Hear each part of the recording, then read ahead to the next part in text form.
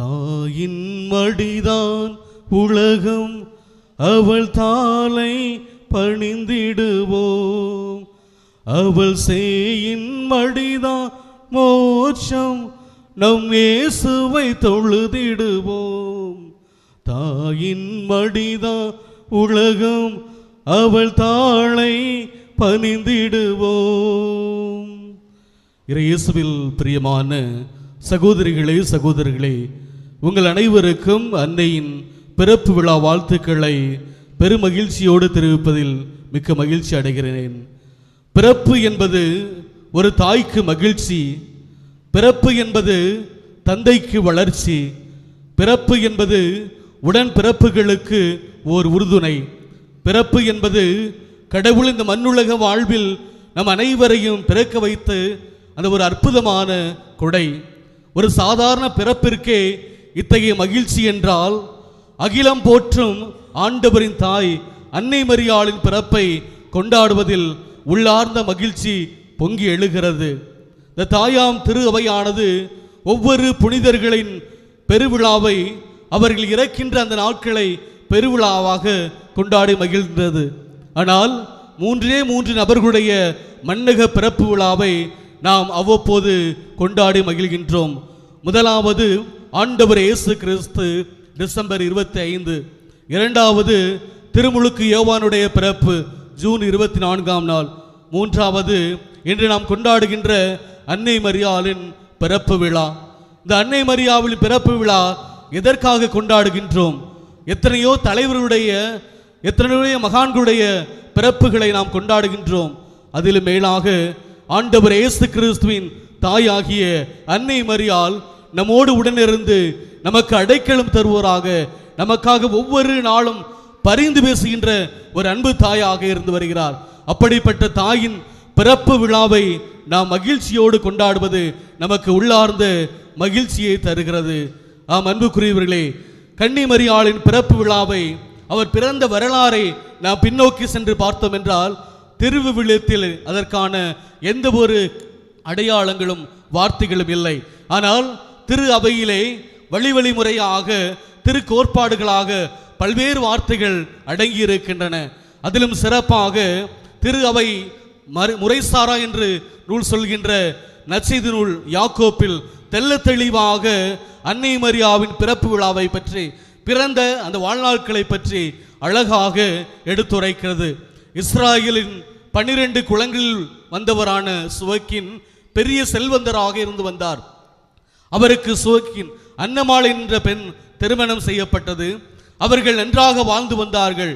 ஆனால் காலங்கள், ஆண்டுகள் செல்ல செல்ல அவர்களுக்கு குழந்தை இல்லாத நிலை ஏற்பட்டது. அவர்கள் கண்ணீரோடு கடவுளை நோக்கி ஜெபிக்கிறார்கள். கடவுள் தங்கள் மீது கொண்டிருந்த வெறுப்பும் அதிருப்தியும் தான் தங்களுக்கு குழந்தை பேர் இல்லை என்று அவர்கள் இறை வேண்டலிலும் கடுமையான ஜெபங்களிலும் அவர்கள் தங்களை ஈடுபடுத்திக் கொள்கிறார்கள். ஒரு முறை அன்னமாள் வெளியே சென்று பார்க்கிறார். அங்கே ஒரு பறவை தன்னுடைய குஞ்சுகளுக்கு இறை கொடுத்து கொண்டிருக்கிறது. அப்பொழுது கடவுளை நோக்கி கண்ணீர் வடிக்கிறார். கடவுளே, இந்த புறாக்களுக்கு நீர் பசியை ஆற்றினீரே, ஆனால் இந்த பாவிக்கு கருணை காட்டும், எனக்கு ஒரு குழந்தை பாக்கியத்தை கொடும் என்று அவர் கெஞ்சி கேட்கிறார். அப்பொழுது கடவுளின் கருணை அன்னமாளுக்கு பொழிகிறது. அங்கே அவர் பெண் குழந்தையை பெற்றெடுக்கிறார். அந்த குழந்தை ஒரு அறையில் தூயத்தில் வைக்கப்படுகிறது. 1 வயது வரை யாரும் அவளை பார்க்காமல் ஆண்டவரின் கருணையில் அவர் வளர்த்து வருகிறார். 1 வயது ஆன பின்பாக அந்த விழாக்களை சுவைக்கினும் அன்னமாலும் ஒரு பெருவிழாவாக கொண்டாடி மகிழ்கின்றார்கள். அப்பொழுது சுவைக்கின் அந்த குழந்தையை எடுத்துக்கொண்டு அவர் கோயிலுக்கு செல்கிறார். அந்த கோவிலில் இருக்கின்ற குருக்களிடம் காண்பித்து அவர் ஆசை பெறுகிறார். அந்த ஆசை பெறுகின்ற பொழுது முதலாவது அந்த குருக்கள் கொண்டு சென்ற பொழுது அந்த குருக்கள் இவ்வாறு ஆசீர்வதிக்கிறார்கள்: எங்கள் மூதாயரின் கடவுளை, இந்த குழந்தைகளை ஆசீர்வதிப்பீராக, இந்த நிலையான பெயரை இவருக்கு வழங்குவீராக என்று அவர்கள் அந்த குழந்தையை ஆசீர்வதிக்கிறார்கள். இரண்டாவதாக அந்த குழந்தையை தலைமை குருக்களிடம் எடுத்து செல்கிறார்கள். தலைமை குருக்கள் இவ்வாறு ஆசீர்வதிக்கிறார்கள்: உன்னதராகிய எங்கள் இறைவா, இந்த குழந்தையை கண்ணோக்கி பாரும், என்றென்றும் நிலைத்திருக்கின்ற வண்ணம் மேலான ஆசிரியை இவருக்கு வழங்கும் என்று அவர்கள் அந்த குழந்தையை ஆசீர்வதிக்கிறார்கள். அன்புக்குரியவர்களே, இப்படி ஒரு தருணத்தில் தான், இப்படி ஒரு கால சூழலில் தான் அன்னையானவள் வளர்க்கப்பட்டாள். ஆனால் அன்னையின் பிறப்பு விழாவை பார்க்கின்ற பொழுது ஒரு வரலாறு இல்லாமல் இருக்கலாம். ஆனால் அவர் உண்மையிலே ஆண்டவர் இயேசு கிறிஸ்துவின் கடவுளின் திட்டத்தில் பயணித்தார் என்பதற்கு பலவிதமான எடுத்துக்காட்டுகள் திருவிவிலியத்திலே கொடுக்கப்பட்டிருக்கின்றது. நாம் சிலவற்றை நாம் ஆராய்ந்து பார்ப்போம். முதலாவது லூக்கா நற்செய்தி 1ஆம் அதிகாரம் 38 வானதூதர் மரியாவை நோக்கி அவர் வருகின்ற பொழுது அவர், நான் ஆண்டவரின் அடிமை, உம் சொற்படியே எனக்கு நிகழட்டும் என்று அவர் தன்னையே தாழ்த்தி கொண்டு இறை திட்டத்திற்கு அடிபணிகிறார். இரண்டாவதாக லூக்கா நற்செய்தி 1ஆம் அதிகாரம் 42 பெண்களுக்குள் நீ ஆசை பெற்றவர், ஆம் உம் வயிற்றில் வளரும் குழந்தையும் ஆசை பெற்றதே, என் ஆண்டவரின் தாய் என்னிடம் வர நான் யார் என்று எலிசபெத்தம்மாள் அன்னை மரியாளை நோக்கி சொல்கிறார். அங்கே ஆண்டவரின் திட்டத்தில் அன்னை மரியா ஐக்கியமாகிவிட்டார் என்பதை தெள்ள தெளிவாக நமக்கு காட்டுகின்றது. இப்படி ஒவ்வொரு நிகழ்வும், அன்னை மரியா வாழ்க்கையை சந்தித்த ஒவ்வொரு நிகழ்வுமே அவர் இறை திட்டத்தில், மீட்பு திட்டத்தில் பயணிக்கிறார் என்பதை தெள்ள தெளிவாக கூறுகிறது. இறுதியாக நாம் எந்த ஒரு சோதனை வந்தாலும் நாம் உடன் இருக்க வேண்டும், ஆண்டவரோடு உடன் இருக்க வேண்டும் என்று அன்னையானவர் சொல்கிறார். அன்புக்குரியவர்களே, தன்னுடைய பிறப்பு முதல் தன்னுடைய இறப்பு வரை தன்னுடைய அன்பு மகனின் வாழ்க்கையில் அவர் உடன் இருந்தார் என்பதை திருவிவிலியம் நமக்கு அழகாக சுட்டி காட்டுகிறது.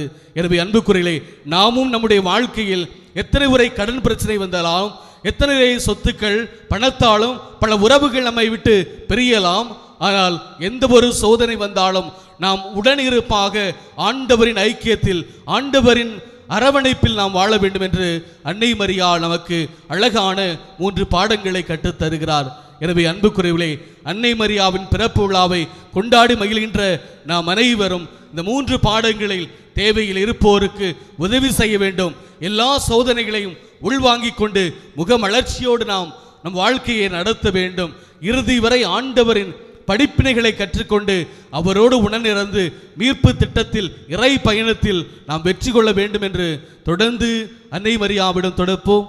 கன்னி மரியாவிடம் கலங்கி கண்ணீரோடு ஜெபிக்கின்ற எத்தனையோ குடும்பங்கள், குழந்தை இல்லாத பெண்மணிகள் என்று ஆசிரியையும் அருளையும் பெற்று சென்றிருக்கிறார்கள். அதே கண்ணீரோடு நாம் ஒவ்வொரு நாளும் ஆலயத்தில் அன்னை மரியாவை நோக்கி ஜெபிப்போம். அன்னை மரியா தம் அன்பு மகனிடம் பரிந்து பேசி நமக்கு ஆசிரியையும் அற்புதத்தையும் வழங்குவார் என்ற நம்பிக்கையில் தொடர்ந்து ஜெபிப்போம். இறைவன் நம்மையும் நம் குடும்பங்களையும் நிறைவாக ஆசீர்வதிப்பார். ஆமேன்.